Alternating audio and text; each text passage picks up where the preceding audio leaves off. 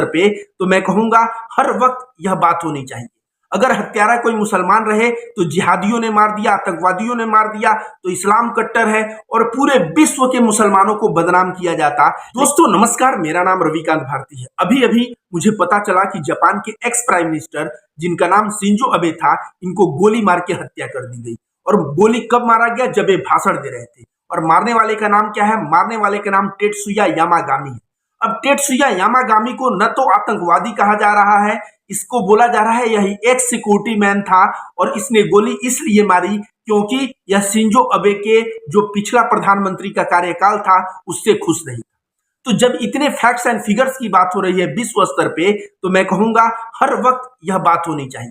अगर हत्यारा कोई मुसलमान रहे तो जिहादियों ने मार दिया, आतंकवादियों ने मार दिया तो इस्लाम कट्टर है और पूरे विश्व के मुसलमानों को बदनाम किया जाता। लेकिन आज हत्यारा जो है टेत्सुया यामागामी है, जो मुसलमान नहीं है, तो उसको बताया जा रहा है एक सिक्योरिटी पर्सन है, इसने इसलिए मार दिया। सोचिए इतनी बड़ी हत्या, इस हत्या से पूरे विश्व को संदेश दिया जा रहा है। सोचिए यह 2-4 दिन में फैक्ट्स एंड फिगर्स क्लियर होंगे तो हम लोगों को सारी बातें पता चलेगी। पूरे विश्व को एक संदेश दिया जा रहा है क्योंकि यह हत्या ऑर्डिनरी व्यक्ति की नहीं हुई है। यह हत्या जापान जैसे जहां सिक्योरिटी बहुत टाइट रहता है वहां के एक्स प्राइम मिनिस्टर की हत्या हो। बता दें दोस्तों, यह प्राइम मिनिस्टर वही है जब मोदी जी के साथ बनारस के घाट पे आरती किए थे और बनारस को जापान का एक शहर बनाने की बात हो रही थी। ये वही प्रधानमंत्री हैं जो मोदी जी को 0% पे लोन दिया था बुलेट ट्रेन के लिए, आप सभी को याद होगा। और इसका पूरा मोदी जी ने जबरदस्त मार्केटिंग किया कि हमारे आते ही देखिए जापान जो है हमें लोन दिया 0% इंटरेस्ट रेट पे और बुलेट ट्रेन भारत में आएगा। लेकिन आपको यह भी बता दें कि यह 2012 में प्रधानमंत्री बने थे जिनकी हत्या हुई है और उस वक्त भारत में मनमोहन सिंह का गवर्नमेंट था और मनमोहन सिंह सरकार को भी रोड बनाने के लिए इन्होंने 0% इंटरेस्ट पे लोन दिया था। लेकिन मनमोहन सिंह ने कभी भी उसका प्रचार प्रसार नहीं किया। दोस्तों एक बात से तो मेरा शर्म से सर झुक जा रहा है। चाइना में जो अंधभक्त, गोबर भक्त, जो वहां के जो राष्ट्रवादी तथाकथित हैं, वे लोग जो है जब इनको गोली लगी थी तो ट्विटर पे ट्रेंड करवाए कि मर जाए मर जाए मर जाए। कोई भी अगर गोली किसी को लगता है तो मर जाए, इस तरह की कामना करने वाले लोग मैं कहूंगा कि वो हर वक्त गलत होते हैं। इस तरह की कामना करना बिल्कुल गलत है। आपको बता दें दोस्तों, जापान के जो प्रधानमंत्री जिनकी हत्या हुई, जापान किस मार्ग पे चलता था? सोचिए जापान पहले तो क्या था, राजा थे। राजा लोग जापान के बहुत क्रूर हुआ करते थे। आप सभी को पता होगा कि चाइना के मंचूरिया शहर में इन लोगों ने हमला करके और लोगों को बहुत ब्रूटल तरीके से चाइनीज को इन लोगों ने मारा। लेकिन जब वहां पे राजाशाही समाप्त हो गया और लोकतंत्र आया, परमाणु बम गिरा, आप सभी को पता है। याद रखिए कोई भी धर्म युद्ध, हिंदू धर्म के अनुसार हो या मुसलमान के अनुसार कोई भी युद्ध हो, उस युद्ध में बच्चों, औरतों और बूढ़ों के ऊपर हाथ नहीं लगाया जाता। कहा जाता है जो लोग युद्ध में नहीं लड़ रहे हैं उनको नहीं मारना है, हमें मारना आर्मी मैन को है, नागरिकों को नहीं मारना है। लेकिन विश्व के इतिहास में ऐसा भी हुआ कि जापान में 2 परमाणु बम गिरे जिसमें औरतें, बच्चे, बूढ़े, कोई साधु सन्यासी जो सबके लिए अच्छा करता हो, बौद्धिस्ट मॉन्क जो ध्यान कर रहे थे, सब जल के खाक हो गए। बताइए इतनी बड़ी मानवता का इतना बड़ा नुकसान, इतनी बड़ी हत्या कोई हो सकता है क्या? लेकिन उसको कोई कहता है क्या कि यह घटना बहुत बुरी है? और आज अगर 2 लोग कहीं मर जाए और मारने वाला अगर मुसलमान हो तो पूरे विश्व पटल पे बोला जाएगा कि इस्लाम मतलब आतंकवाद और इस्लाम का मतलब आतंकवादी गतिविधि और इस तरह से इस्लाम पूरे विश्व को जो है लोगों को मार देगा और इस तरह की बातें की जाने लगती है। दोस्तों जापान ने तब कसम खाया कि हम किसी भी अपने पड़ोसी देश या बड़े देश किसी से भी हम युद्ध नहीं करेंगे, किसी से भी हम हथियार के बल पे नहीं लड़ेंगे। ये मैं आंतरिक बात बता रहा हूं। उन लोगों ने कहा कि हम लोग टेक्नोलॉजी के बल पे, व्यवसाय के बल पे सबको अपने पैरों तले लाएंगे।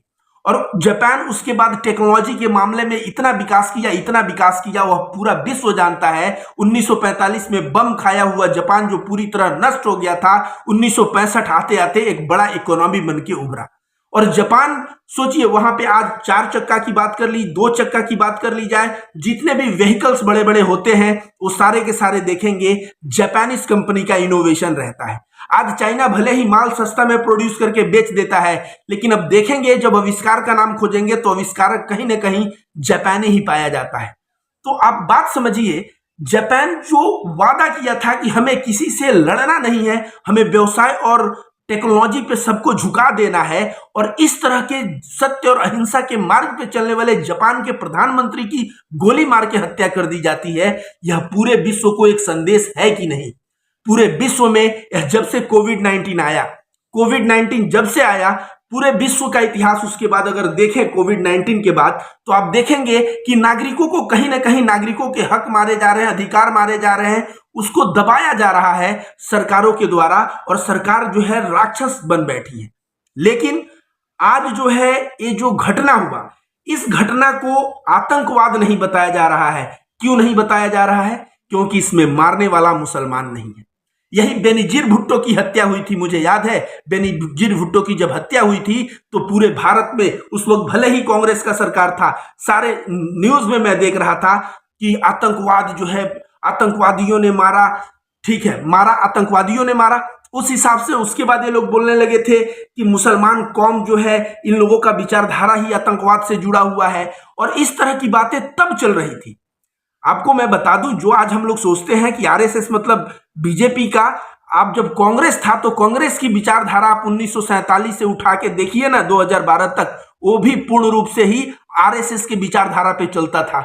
लेकिन फर्क सिर्फ इतना था कि उस वक्त आरएसएस के विचारधारा तो चलता था, अधिकार छीनता था, उस वक्त सामने से हिंसा नहीं होती थी। लेकिन अब जो है सामने से हिंसा देखने को मिलती है, और अब तो उस वक्त का गोदी मीडिया भी थोड़ा चुप से डर से काम करता था। अब तो गोदी मीडिया खुलेआम अपना सीना जो है ठोक के नफरत फैला रहा है।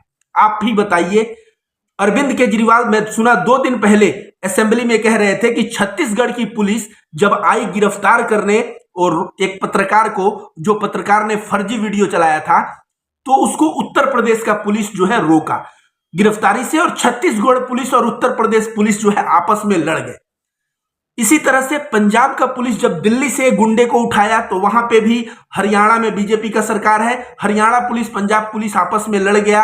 और आप सभी को पता है, तो अरविंद केजरीवाल उसमें कहते हैं कि पुलिस एक राज्य का दूसरे राज्य से लड़ रहा है, यार लड़ना ही है तो हमें चाइना से लड़ना चाहिए, और चाइना से एक एक हाथ करना चाहिए, क्योंकि चाइना हमारा जमीन जो है हड़प के बैठा है, और हमारे कई जगह अरुणाचल प्रदेश में गांव बनाया है। इस तरह की बातें जब अरविंद केजरीवाल कहते हुए नजर आते हैं, तो आप समझ लीजिए कि एक अरविंद केजरीवाल जैसा ईमानदार व्यक्ति ऐसा कह रहा है, तो जरूर जो है गोदी मीडिया का बचाव जो है सरकार कर रही है।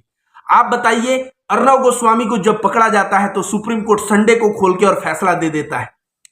तो जिस तरह से देखने को मिलता है कि जब गोदी पत्रकार पकड़े गए तो पुलिस बचाव में आ जाएगा, संडे को उनको बेल मिल जाएगा, और जब एक आम पत्रकार पकड़ा जाएगा, जैसे जुबेर जैसा पत्रकार अल्ट न्यूज वाला, वो पकड़ा जाएगा, तो उसके लिए जो है नॉर्मल कानूनी प्रक्रिया चलेगी। भाई इस देश में कानून सबके लिए बराबर है, कोई गलत करे तो उसको अंदर होना ही चाहिए। खैर, मैं बात कर रहा था गोदी मीडिया का इसलिए क्योंकि ये जो नफरत का बीज है जो आज सबसे ज्यादा बो रहा है हिंदुस्तान में, वह गोदी मीडिया बो रहा है। तो ये जो हत्या हुई जापान के प्राइम मिनिस्टर का, मैं लिख के देता हूं, अगर मारने वाला कोई मुसलमान होता, जापान के ex prime minister Shinzo Abe की हत्या किया होता, आज पूरा दिन यही चलता कि गोदी मीडिया पे यही चलता कि मुसलमान, इस्लामिक और जिहादी आतंकवादी जो है मार दिए, और इस तरह की बातें चलता। लेकिन आज मारने वाला क्या है? टेत्सुया यामागामी है, जो इस्लाम धर्म का नहीं है, तो उसके लिए बात किया जा रहा है। पहले सुरक्षाकर्मी का कार्य किया है, पिछले सरकार के इनके कार्यकाल से खुश नहीं था, इसलिए ऐसी हरकत की। तो इस तरह की बातें चल रही है। तो मैं वही कहता हूं कि जब एक आदमी हत्या करे उसमें धर्म नहीं जोड़ते, उसी तरह दूसरा आदमी भी हत्या करे तो धर्म मत जोड़ो। और बाबा साहब अंबेडकर ने भी यही कहा। उन्होंने क्या कहा? बाबा साहब अंबेडकर ने कहा अपराधी कोई भी हो सकता है। अब एक हिंदू चंदन लगा के और तलवार लेके मार दे किसी को, तो सभी हिंदुओं को आप आतंकवादी बना देंगे। तो रविकांत भारती भी एक हिंदू है जो प्रेम और सद्भाव की बात करता है। एक मुसलमान अगर किसी को मर्डर कर दे, आप पूरे मुसलमान कौम को आतंकवादी ठहराएंगे, वो गलत है। ऐसे मुसलमान कौम में बहुत सारे ऐसे भाई भी आते हैं जो प्रेम, जो सद्भाव की बात करते हैं। तो जब किसी की भी हत्या हो, उसे इंडिविजुअली जोड़ के देखना चाहिए, उसको किसी भी जात विशेष, धर्म विशेष से जोड़ के नहीं देखना चाहिए। लेकिन यहां पे तो ऐसा है कि अगर मर्डर हो जाए किसका, बेनजीर भुट्टो का, तो हत्यारे का धर्म लेके और पूरे के पूरे इस्लाम को गाली गलौज करो। और जब हत्या होता है जापान के प्रधानमंत्री का, तो हत्यारे का धर्म नहीं पता है। तो ये सारे न्यूज में बताओ 1 से कोटि % था तो कार्य से खुश नहीं था। मैं आप सभी को पूरे विश्व में या पूरे हिंदुस्तान के जितने भी लोग हैं उन सभी को एक ही मैसेज देना चाहता हूं, मानवता से बढ़ी कोई चीज नहीं। और हर एक समाज, चाहे जाति उठा लीजिए, चाहे धर्म उठा लीजिए, चाहे भाषा उठा लीजिए, चाहे क्षेत्रीयता उठा लीजिए, हर जगह समाज में 1 से 2% लोग जो है अपराधी तबके के, गलत विचार के, बेईमान, भ्रष्टाचारी होते हैं। उनको लेके अगर पूरे किसी भी समुदाय को हम गाली गलौज करें, किसी क्षेत्र को गाली गलौज करें, तो यह बहुत बुरी बात है। मैं तो बहुत बार महाराष्ट्र के लोग जब जब बिहार को गाली दिए हैं, मैं तब तब विरोध किया हूं, क्योंकि बिहार के लोगों को गाली देना, जो बिहारी अपना घर वार छोड़ के, अपने बीवी बच्चे को छोड़ के गया है 2 पैसे कमाने के लिए, उसको मारना पीटना और उसको क्षेत्रीयता की तू बिहारी है इस तरह की बात करके उसको मारना पीटना, ये भी गलत है। अगर कोई मुसलमान है उसको भी मारना पीटना गलत है।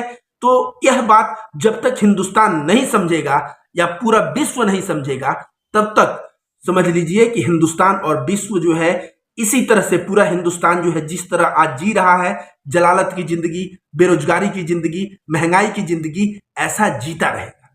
धन्यवाद दोस्तों।